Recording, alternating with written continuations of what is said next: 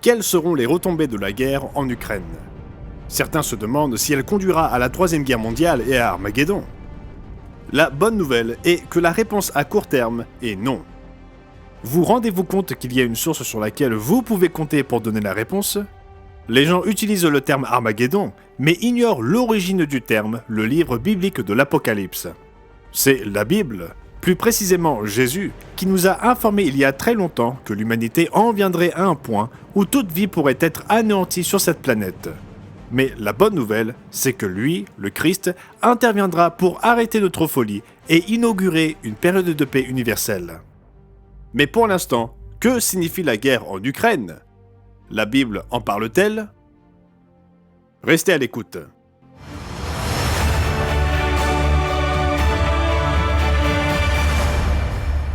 Nous vous souhaitons chaleureusement la bienvenue de la part de nous tous au Monde demain, où nous parlons de la prophétie biblique.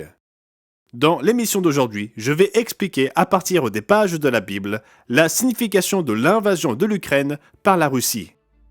Beaucoup d'entre nous ont grandi pendant la guerre froide et ont vécu assez longtemps pour voir la chute du mur de Berlin. Nous nous souvenons des célèbres paroles du président Ronald Reagan, debout devant la porte de Brandebourg, le 12 juin 1987, où il mit au défi le dirigeant soviétique de démanteler le mur qui séparait Berlin et l'Europe de l'Est de l'Ouest. Behind me stands a wall that encircles the free sectors of this city, part of a vast system of barriers that divides the entire continent of Europe. Standing before the Brandenburg Gate, every man is a German, separated from his fellow men. Today I say, as long as this gate is closed, as long as this scar of a wall is permitted to stand, it is not the German question alone that remains open, but the question of freedom for all mankind. General Secretary Gorbachev, if you seek peace, if you seek prosperity for the Soviet Union and Eastern Europe, if you seek liberalization, come here to this gate. Mr. Gorbachev, open this gate. Mr. Gorbachev, tear down this wall. Et il l'a fait. Cet affreux mur de plus de 4 mètres de haut, qui encerclait Berlin-Ouest depuis 28 ans, commença à être démantelé et la porte de Brandebourg fut rouverte 2 ans plus tard. Alors que beaucoup d'hommes pensaient que la chute du mur de Berlin était impossible, beaucoup d'entre nous ici au Monde demain n'ont pas été choqués. Pourquoi? Voici ce qu'écrivait un journaliste de Hendersonville, dans le Tennessee, pour la Free Press le 7 décembre 1989. Comme beaucoup d'Américains, j'ai suivi le déroulement de la situation politique en Allemagne de l'Est avec intérêt. Alors que beaucoup de gens exprimèrent leur surprise quant aux récents événements et aux cris des Allemands de l'Est pour une réunification de l'Allemagne de l'Est et de l'Ouest, j'ai reconnu que je n'avais pas été aussi surpris que cela par ces événements. La raison pour laquelle je n'avais pas été particulièrement surpris était que, depuis plusieurs années, je lisais occasionnellement les publications de Herbert Armstrong, qui avait prédit que le mur de Berlin ne tiendrait que quelque temps et que les deux États allemands allaient, une fois encore, se réunifier en une nation puissante. Comment M. Armstrong et ceux d'entre nous ici au Monde de demain savaient-ils que cela se produirait? La réponse est simple, parce que nous comprenons la prophétie biblique. Bien sûr, il y a beaucoup de détails que nous ne connaissons pas, mais vous et moi, nous pouvons connaître les grandes lignes de ce à quoi nous devons nous attendre dans les temps à venir. Le Dieu qui inspira la Bible nous donne un aperçu remarquable de l'histoire. Il l'a raconté à l'avance. Et il présente ce défi à l'humanité. Souvenez-vous de ce qui s'est passé dès les temps anciens, car je suis Dieu, et il n'y en a point d'autre, je suis Dieu, et nul n'est semblable à moi. J'annonce dès le commencement ce qui doit arriver, et longtemps d'avance ce qui n'est pas encore accompli. Je dis, mes arrêts subsisteront, et j'exécuterai toute ma volonté. La prophétie biblique avait longtemps prédit la chute de Babylone, l'arrivée de l'empire des Mèdes et des Perses, les conquêtes rapides d'Alexandre le Grand, la montée du puissant empire romain et bien d'autres événements encore. Ensemble, le livre de Daniel et de l'Apocalypse vous donne un aperçu historique précis que vous n'avez sans doute pas reçu à l'école. Dans Daniel 2, nous lisons qu'un songe inhabituel fut fait par le roi Nebuchadnezzar. Cela le troubla beaucoup jusqu'à ce que Daniel reçoive de Dieu l'intelligence nécessaire pour l'interpréter. Ce célèbre songe est bien plus qu'une histoire d'école du dimanche pour les enfants. C'est un résumé de l'histoire donné à l'avance allant vers l'an 600 avant Jésus-Christ jusqu'au retour du Christ. Nebuchadnezzar vit une statue géante représentant un homme avec une tête d'or, des bras et une poitrine d'argent, un ventre et des cuisses de bronze, des jambes de fer et des pieds en partie de fer et en partie d'argile. 2 points importants sont soulignés dans le verset 28.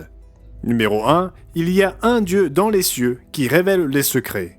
Et numéro 2, il fit connaître au roi Nebuchadnezzar ce qui arrivera dans la suite des temps. Voyons maintenant comment Daniel expliqua le songe à Nebuchadnezzar. Lisons l'explication dans Daniel 2 en commençant par le verset 37. « Ô roi, tu es le roi des rois, car le Dieu des cieux t'a donné l'empire, la puissance, la force et la gloire. Il a remis entre tes mains, en quelques lieux qu'ils habitent, les enfants des hommes, les bêtes des champs et les oiseaux du ciel, et il t'a fait dominer sur eux tous. C'est toi qui es la tête d'or.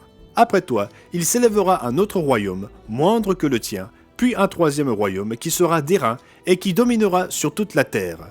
Il y aura un 4e royaume, fort comme du fer, de même que le fer brise et rompt tout, il brisera et rompra tout comme le fer qui met tout en pièces. » Nous voyons ici la succession de 4 grands empires humains, en commençant par l'empire babylonien ou chaldéen.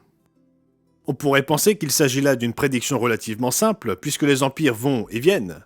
Mais la Bible contient des détails spécifiques révélant la nature de ces empires, en particulier du 4e.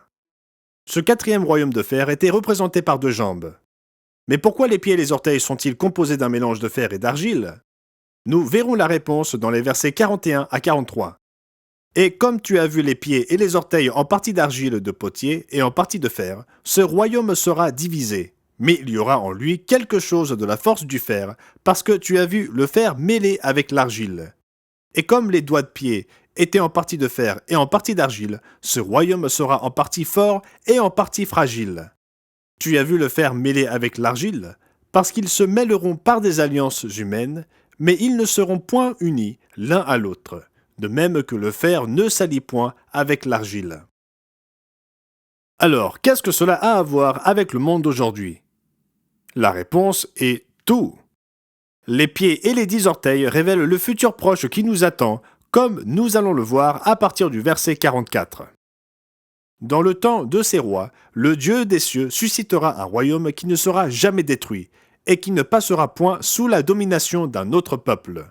Il brisera et détruira tous ces royaumes-là, et lui-même subsistera éternellement.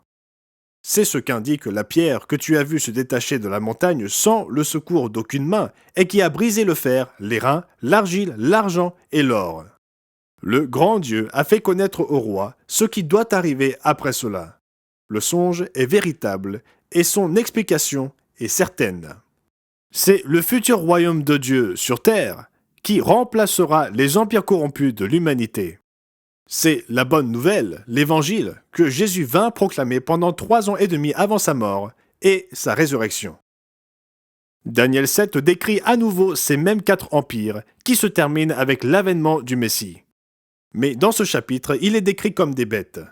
Ce qu'elles symbolisent est partiellement expliqué à partir du chapitre 7 et des versets 17 à 18. Ces 4 grands animaux, ce sont 4 rois qui s'élèveront de la terre.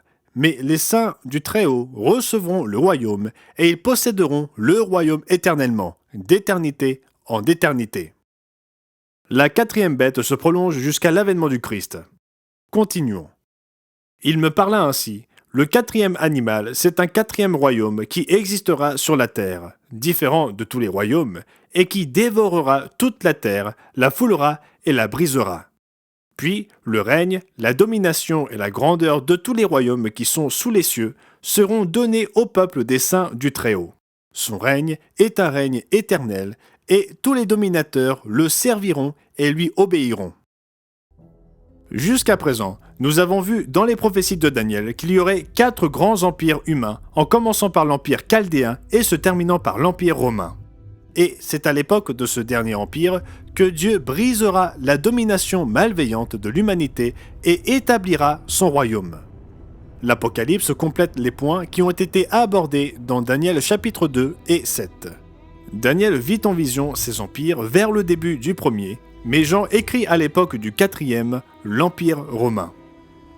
C'est pourquoi nous voyons dans Apocalypse 13 une bête composite, Rome ayant absorbé toutes les autres.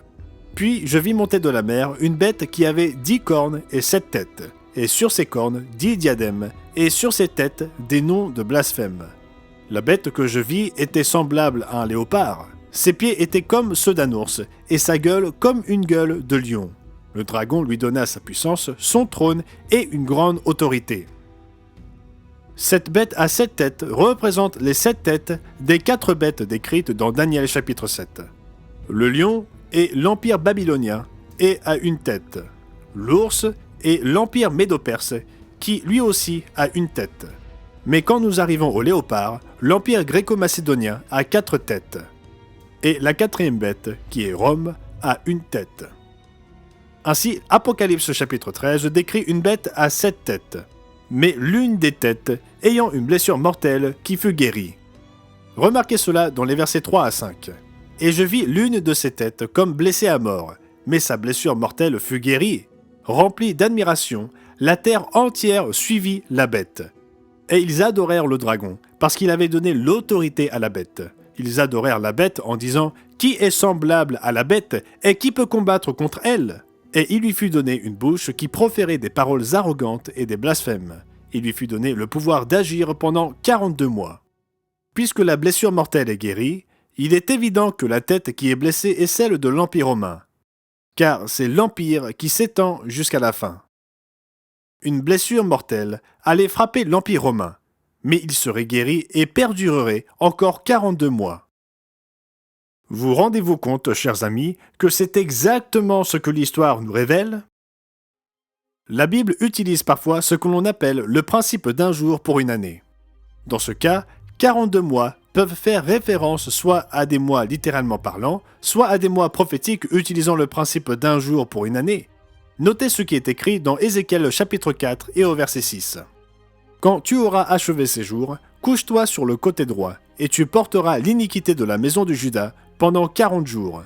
Je t'impose un jour pour chaque année. » Ce principe se trouve également dans Nombre chapitre 14 au verset 34. Les mois prophétiques sont constitués de 30 jours, comme le montrent des comparaisons des passages dans les Écritures. Par conséquent, 42 mois prophétiques équivalent à 1260 jours ou années, selon le contexte et selon ce que nous voyons se produire. Les historiens s'accordent généralement à dire que l'an 476 marque la chute de l'Empire romain d'Occident. Nous ne voyons pas la blessure mortelle guérie 42 mois plus tard, mais nous voyons l'Empire restauré sous Justinien en l'an 554. Il y eut 4 autres règnes sous la bannière de Rome, le 4e étant celui de Napoléon, qui prit fin en 1814, justement 1260 années après la restauration de Justinien.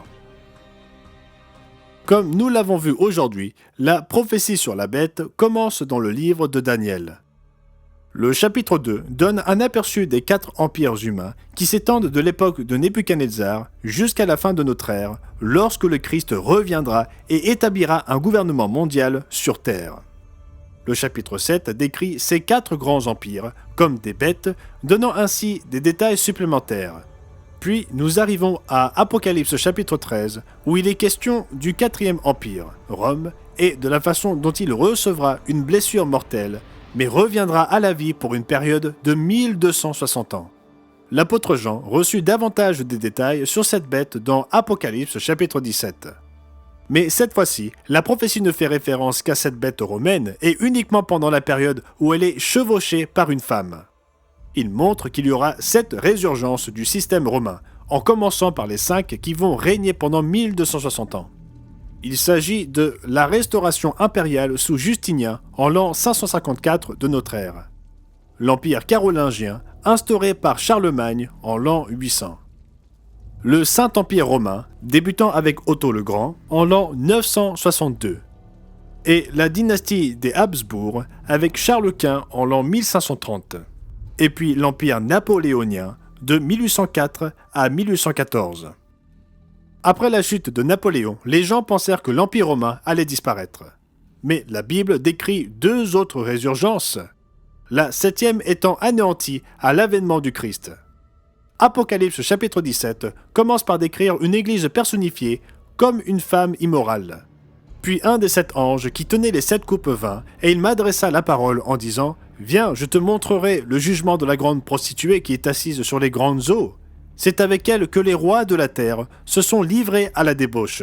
Et c'est du vin de sa débauche que les habitants de la terre se sont enivrés. » Il y a bien d'autres détails dans ce chapitre et ailleurs qui nous communiquent des informations spécifiques concernant cette femme, dont le verset 5 montre qu'il s'agit d'une église mère avec des filles prostituées.